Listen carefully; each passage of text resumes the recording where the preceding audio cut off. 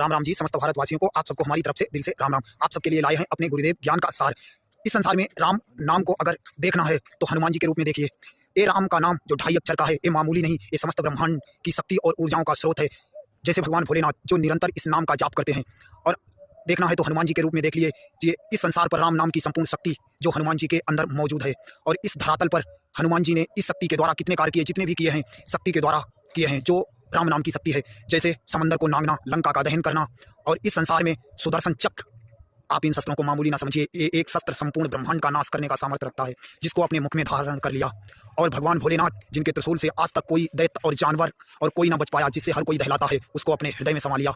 और सोचिए, बचपन में जब 5 साल की उम्र थी, तब उन्होंने इस धरातल से बड़े भगवान सूर्य को अपने मुख में रख लिया। और समझ लो उनकी क्या शक्ति और क्या उनका आकार होगा। ये समस्त पृथ्वी तो उनके पैर पर आ जाएगी। आप लोगों का जो घमंड है ना, इस संसार में गलत करने का, और गलत करके जो आप लोग अहंकार दिखाते हो, ये बड़ा पिद्दी सना है। आप लोग समझते नहीं हो। और इस संसार में हमारे गुरुदेव का डंका आज भी बजता है, और बजता चला आया है तीनों युगों से, और कलयुग के अंत तक बजता रहेगा। क्योंकि इस संसार में सबसे शक्तिशाली और सबसे महान उस प्रभु का नाम जो हम लोग समझते नहीं। आजकल के तो 90% इंसान यही नहीं जानते कि इस नाम की महिमा और इसका सार, और इसको कैसे स्मरण करूं।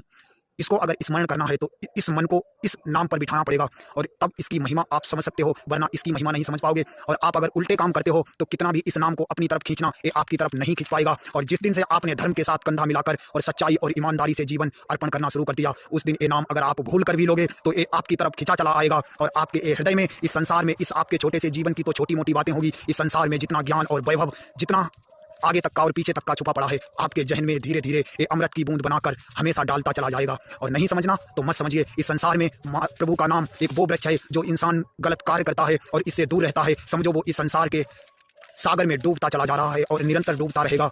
इसलिए इस नाम को पकड़ लो, ये तुम्हें ऊपर की तरफ खींचेगा। और इस नाम को आप जितना छोड़ोगे, समझ लो आप इस संसार के महासागर में डूबते चले जाओगे।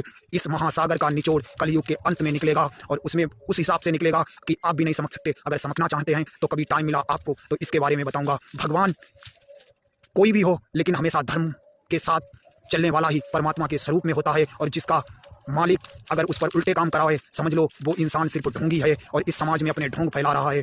जय जय राम, जय जय राम, सीताराम।